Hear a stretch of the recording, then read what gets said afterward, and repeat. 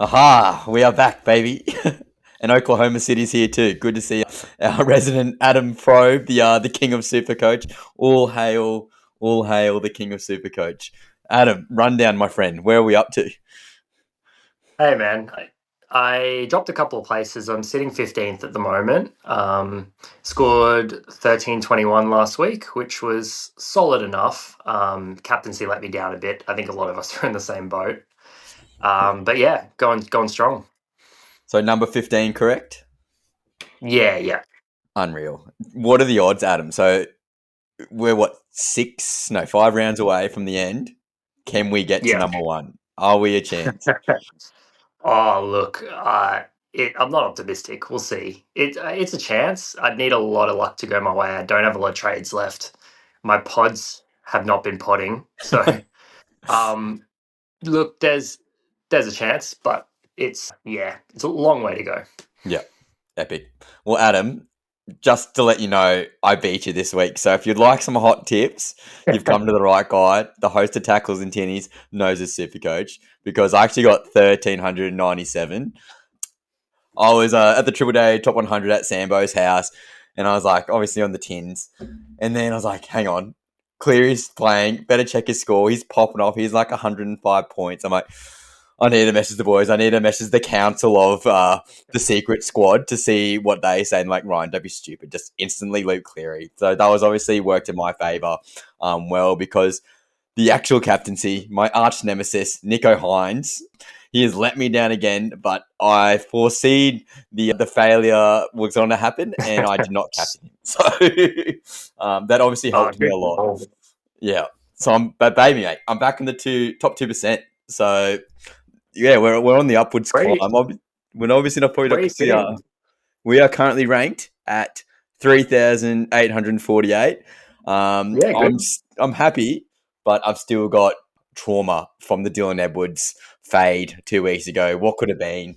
Could have been up next to our fellow co-host Chris near the top 1,000. But such a super coach. I've had obviously a couple of lucky trades in the past. I reflect back to trading Fletcher Sharp, and then literally just he died, and then trade out a couple of other players in similar situations. They died. But Lawson, I looked on the judiciary, the injury ward on NRL.com. My boy Lawson, he's coming back around 23. So if he can survive to the end of the season, my nuff or could Are be you sure you want that? no, not at all. But round 27. So we'll project there later on. But Adam, obviously trades are super low. How many you got left? I got four. Oh, dream. In my head, it's three because I still need Lomax, Mm. and he's got Souths next week, and then Cowboys, I think, the week after, or maybe the other way around. So yeah, I got four, but it's really three because I need to buy him. Yeah.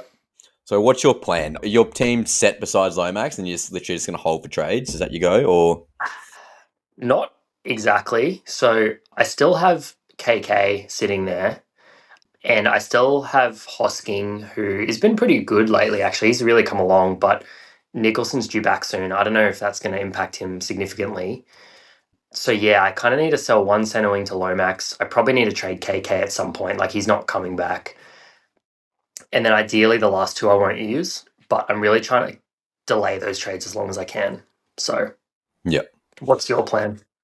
Well, I was obviously doing early on this week. Teamless Tuesday came out, and I was like, "Boys, I'm bored. I'm just going to throw a couple of random trades out there because I've got obviously lost Jahrome Hughes, which sucks, and I've obviously lost Keon like yourself. But I've only got two trades left because I love a trade here on Tackles and Tinnies. So if I went the double trade, and I was thinking, well, my beloved Gold Coast Titans, they're versing the Penrith Panthers, and I'm like, Isaiah, he's better. He's normally better than he is this year in Supercoach, and obviously did quite well last week. And I'm like, Dylan Edwards, I would love to have that 3-gun fullback, which I should have done 2 weeks ago, but such is life. I could do the double trade and bang, I'm out of trades. But yourself, Chris, Jake, Andrew, the whole bloody council of Supercoach in the chat said no. So I'm really tempted just to get Edwards in, but all my cash hoarding with some poor decision making at the back end of the buy rounds has really hurt me. And yeah, when I had just under $700,000 left in the bank, I've only got 100K. So obviously Dylan Edwards has been popping off, and I can't afford him without making two trades. So Mm. Adam, what do I do as the master super coacher? Well, look, I mean, as you know, some of the other boys had to pull out last minute, which is why I'm here. But I, didn't want to miss the chance to be on the last tackles and tinnies where you actually have trades left. I don't know what you guys are going to talk about next week and the week after. Nah, look, I think, as I said to you in the chat, I think you need to learn this lesson the hard way, unfortunately. What's interesting is throughout the season, I feel like we're often so focused on team value and cash, right? But if you run out of trades, it just wastes so much team value. Like, for example, like you've got Sandon Smith, right? And you're just stuck with him now because you don't have enough trades. And if you had the trade, you could nuff him and you'd free up like 300K. Mm. So it's like earlier in the year we might be like, oh, I'm going to make this trade, I'm going to free up I'm going to make 150K and then flip that guy. But now you've got like 250K locked up in a dude that isn't playing and you can't get rid of him. I've had that issue before too, where like I've run out of trades and I've had like two guys just dead on my bench. Yeah. So it's definitely something to learn from and keep in mind next year. Like trades are worth a lot. Like 150K is not always enough. Yeah. Look, I would say burning two to get Edwards in is probably not the play. Like it's tough because his matchup this week and his matchup next week look really good. But I'd be getting in someone with one trade and keeping one spare because your forwards are pretty good, right? Like you don't really need Yeah, Yo. it's like Tino's obviously going to come back probably the next 3 weeks, maybe 4 weeks, and Aaron Clark is not playable for me this week. So I've got enough guys there, but obviously with the Raiders bye coming up soon, Yeah. Hudson Young and Zach Hosking are both going to be out for me. So depending with injuries, whatever, it's going to be an interesting time. Yeah. Might be I mean, you could just free loop that week, really, if you don't have any like real True. duds on your bench. And Tuaref's a pretty weak position this year. Like other than Yeah. Hudson, like even Eli Katoa's been really struggling. All these guys have gotten injured, which is why it's been really nice that Hosking's like gone back to a base lord, which has Yeah. been good. Yeah, like for you, I think you probably do need to trade Hughes. Like considering he's essentially in your flex and he's a fullback, like you probably need to get someone in. I'd be looking at like maybe Walsh, maybe Drinky, like grab one of those guys that is gonna, you can take Edwards on with him and they might do better. They might not, but I think that trade's just too valuable, the extra one. Yeah. What are your thoughts on swallowing my pride and going back to Pappenhausen? Nah, I don't like it. I don't like it. I think Pappy, he's always been a good Supercoach player, but his main issue is he's really injury prone, and he's had all these like just throughout his career injuries, and he's coming off a calf injury. He might not goal kick tonight. There's always a risk he just re-injures it. Like he's missed like 4 or 5 weeks with this thing that was meant to be a minor issue. He's probably going to have a bunch of strapping. Like I just wouldn't want any part of it. And also their draw's not very good. Yeah. Hughes is out, which weakens them a little bit. I mean, I think as you said in our chat, maybe he'll do more because Hughes is out. But I just wouldn't be taking on Edwards, Walsh, Drinky, those types of Pappy at the moment. Yeah. No, that's fair. I've also been thinking I would love Drinkwater, and I can get him straight in, which is great. Very durable player, hardly ever injured. I'm touching every piece of wood I can find on my table. But the round 27 bye is a bit annoying, but there's obviously historical data with a lot of teams resting their gun players. So inevitably, the fullback for most top four teams, unless they're trying to secure a top four spot, are probably going to be rested. What are your thoughts on Drinkwater not playing round 27? So obviously that's going to lose a number, especially in a key position like that, compared to taking on a player like Walsh, who might have the chance of playing. Yeah, I mean, for you with no trades, I would 100% say Walsh. Also, the matchup this week, I mean, you don't want to look too much at 1 week, but Drinky's away against the Sharks. They've been doing really well against fullbacks. Like, they've kept Teddy quiet. Definitely. They kept Pappy quiet. It's also meant to rain all weekend in Sydney, including that day. So if it's been 3 days of pouring rain, it's going to be a heavy track. He's really relying on attacking stats. Like, I'm honestly considering benching him, which sounds crazy. But, if he's got a bad matchup this week and he's missing round 27, that leaves like 4 rounds in between where you'd need him to do a lot of heavy lifting to be better than Walsh. And I think Walsh will play round 27. I don't think the Broncos are going to have the luxury of resting.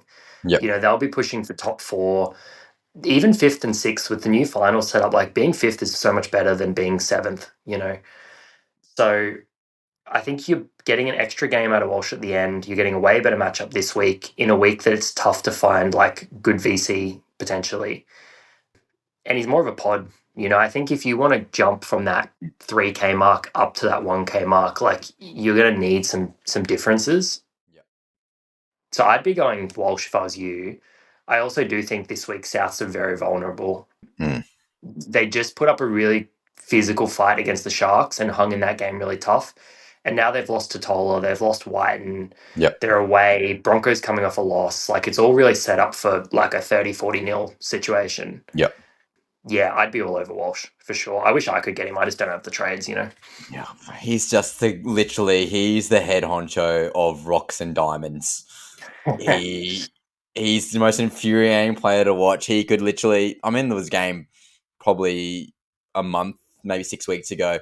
He was on like 30 points within like 5 minutes and then got nothing for like 65 minutes and then got like another 70 points or whatever it was, something stupid. I'll get the data next week. But yeah, he's literally the definition of rocks and diamonds, which is extremely frustrating. But I think that's a good call, Adam, on the Broncos probably going to have to play all their guns. Maybe Payne Haas gets a rest. But yeah, that's probably a good shout. I agree with that, actually. And Walsh has that upside. And I did notice last week for the Broncos game, even with the tins underneath my belt, Reece Walsh did not have anything around his knee for the first week. Yeah, his strapping's off. It's been a while since the injury. He's had a couple, he had that week off where he was 18th man for Queensland. He had the bye round 20, was it? Something like that. Something like that, yeah. Yeah, so I think he's a good spot. The other thing with him, which I mean, you don't want to factor this in too much, but Reynolds pulls a hammy. He's suddenly goal kicking. And then he's like the best fullback in the game almost, like, and not to say that you wish injury on anyone, but Reynolds has had a lot of injuries in his time. That's the sort of situation where you say, okay, like I'll get Walsh, he'll probably average like 70-ish, worst case. And best case, if I get lucky, Reynolds gets hurt, and then he's like a 90+ average guy, and he just really like carries you home. Because I don't think the Broncos, I mean, Stags can goal kick a little bit, but it's pretty consistently been Walsh. So that's sort of you put yourself in a position to get lucky, I guess. Yeah, and I think the Reece Walsh goal kicking is a great call because if you recall from last week, Adam Reynolds ran the field and he scored the try and he's like, Walsh, I can't kick, man, I'm gassed. And actually Walsh took that kick, so that's a great shout. Yeah, take the petty points in anywhere. I am worried about your time, Adam. So is there any guys for the people out there who actually have the luxury of having trades? Who would you recommend to get? And maybe a pod that no one's really talking about or thinking about, if you can think of one top of your head. Look, I mean, standard advice at this stage is if you have a strong 18, save the trade. I think most people that don't have Cleary need Cleary. Hughes goes down, so unlucky for owners. Like I was lucky I made that switch last week, which is just like complete fluke. But yeah, grab Cleary. Other than that, if you got a strong 18, just hold trades for now. There's been so much carnage. If anything, you probably want to be looking at over the next few weeks, like Lomax next week for anyone like me that doesn't own. Hudson Young's a good buy this week. You really want to just be targeting the out-and-out guns. The only exception to that is probably if you need a downgrade for those guns. And so there's a few interesting options. I would say in center wing, I bought Ronaldo last week and he did pretty well. He got like a 90. He's still like 450K. And the next 3 games are Cowboys, Dragons, Titans. So can't ask for much better than that. If you're looking in 2RF, Nicker is like 599K or something. Same draw, obviously, so he's a good option. Nanai is really cheap, like 450. And we've seen him go on runs. I mean, you picked him up earlier in the year for that huge, like 140. Problem with him is that round 27 buy.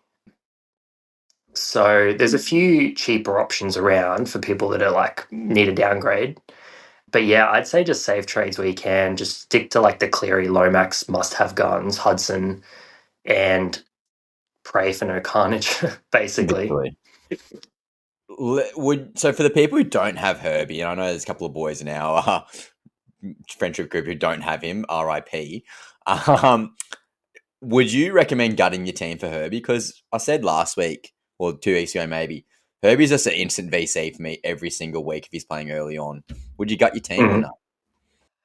Look, yes, I probably would. It depends what gutting your team means, but their draw is just so good too. Like they've got some games that, and they need to win. You know, they're really on the borderline of the eight there, where like they can't just be chilling. They've got a Titans game in round 26. They got the Warriors this week who have really got an injury crisis.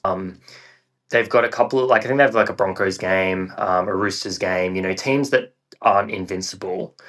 And then interestingly, round 27, they play the Raiders. And speaking of rests, like if they're like 4 points clear at the top of the table, if they rest half the team, it's at KO Stadium. So Raiders might not want to travel and tire out Yeah. their guys. If they have a day game at home against the B grade Raiders team in round 27, like he might be the captain option, you know. So I probably would, unfortunately, gut my team if I didn't have him. I'm glad I don't have to. But Yeah. Chris, when you're listening, I know you'll be listening. Just make it happen, man. Don't forget our boy Jake with I think one trade left. So good luck to my boy. How does the money man not have Herbie? Surely he's got so much cash lying around. Who knows, mate? He's head to head. Talking about head to head, mate. It's like getting juice in our local league too for Tribots. What's your tips for people who are on the bubble? So obviously we're talking about overall a lot here on this channel, but head to head finals are starting next week for a lot of leagues. What is your advice for the people on the bubble? There's definitely a couple of people out there listening to this podcast who are scrambling to get this win. What would you gut your team? Just or not gut your team? Would you make maybe those? Oh, I've got to make two trades, but then I'm out of trades to make those finals. Would you do it? Yeah, I mean, if you're in a cash league or if you're only playing head to head, like, I mean, you might as well. Depends what trades you're making, I guess. Like, I'd still try and bring in guys that can help you over like a 3-4 week finals period. Yeah, Yeah, there's no point bringing in guys that are good for 1 week and then they suck after that. But yeah, I mean, at the end of the day, like, if you're just on the edge of the finals, like, if you don't make finals, you're done. So yeah, you might as well have a crack. yeah. I haven't actually had a look at our league. Are you in finals? I should be. I'm currently coming third, but I can Oh, probably you'll be jump. sweet. Yeah, I'm sweet. No, actually, I'm fourth, but it's very, very tight in our league. So you're on 32 points, Andrew's on 30, so you guys are safe. But then third, which is Chris, I'm fourth, Jake's fifth, all the way down to, well, Paul could technically make it too, so he's on 22. But there is five guys on 26 or 24 points. So depending on the matchup this week, it could be one game you're out. So I'm pretty sure I'm safe, go off for and against in overall points, which helps a lot. But in draft, Adam, big week for us because we're versing each other. I lost Jahrome Hughes and I picked up Tamare Martin and Hugo Savala. So I've got some boys to choose from, but Tamare Martin starting at 5'8". So Yeah, you should he'll be be good. worried. You should be worried. I check draft maybe once a week. I set my team and I just forget about it. I'm up at 6 o'clock in the morning on Wednesday to get the free Scouring agent the ready. waivers. Yeah, because I'm at the bottom. I know you got to go shortly, Adam, but let's hear your VC and C's for the week. Yeah. Look, annoyingly, I was pretty set on Edwards VC and Nico Hines C. I think Sharks due a bounce back, such a good matchup. And I just get a bit nervous with Cleary's upside. Like this year, especially, like this last week, he's got 118, which is obviously awesome. But he had like 3 try assists, a line break, 2 line break assists. He's not going to get that much attack most weeks. So I was very happy with Edwards VC, Hines C. And then I had a look at my team and I realized I don't have any non-players that I can actually loop with. Like all Mm, my non-playing guys play before that game. So I'm glad I realized, but I've had to go back to the drawing board. So I'm going with your boy Herbie, VC. And then I think I'll just go see Cleary. It's a bit boring, but yeah. maybe just a week to play a straight bat, you know, a bit vanilla. What are you looking at? I'm actually the same, but obviously I've got Reece Walsh in now, so I could do a quick VC Herbie C Walsh. I am worried because the Gold Coast is meant to get a fair bit of rain this weekend. I don't Right. know if that's going to affect the Panthers because they're that good anyway, and the Titans are that shit. So it could be a monsoon of try scoring for the Penrith Panthers. So yeah, I think I'm still going to hold the VC on Herbie and then the C on Cleary. Yeah, Yeah, I mean, reluctantly. if you're buying Walsh and it's dry for that game, I reckon I'd at least VC him. If you're Mm, too scared to see him, I get it because he's rocks and diamonds. But like he's so low ownership, he's got such high upside that I think you need something on him. I'd probably do yeah, VC because I'm scared of the C. But so scary. the worrying thing with Cleary is that the Titans won last week, and that's probably the best thing for Penrith. Honestly, like when have we ever strung two good games together? You know, they get a Correct. win, and we're like, yeah, let's go, boys, and then they just like they're going to come out and play like absolute trash next week. So Yeah, off the trip to New Zealand too, it's just I don't know. You feel like Penrith's just going to cruise this yeah, weekend, yeah. but yeah, I'm I definitely have something on Walsh. Oh, you got me thinking. And I think that's a good segue to ask you guys, the fans. You guys are always doing a fantastic job commenting on TikTok. And again, your advice has not helped me once, but I will continue to respond and I will continue to motivate you guys to keep commenting. And one day I might make a definitive trade and I'll do it for the boys because that's what we're here for. We're for the boys. But It's guys, only the like us last on trade. Facebook, like us on Instagram, like us on TikTok, like us on YouTube. You name it, we're on it. We want those 5-star ratings on Spotify and Apple Podcasts. Like, share on YouTube. You know the drill. It's a bit of a shorter podcast today because the Jake's on call, Chris has gone rogue, Andrew's hosting some family event, and Adam's gone somewhere, probably into like the kingdom of the Super Coach Kings. I don't know, something they're good. Yeah. We appreciate you, Adam. Any last words, mate? Nah, it's good luck this week, everyone. Yeah. Thanks, guys. Happy tackles and tinnies.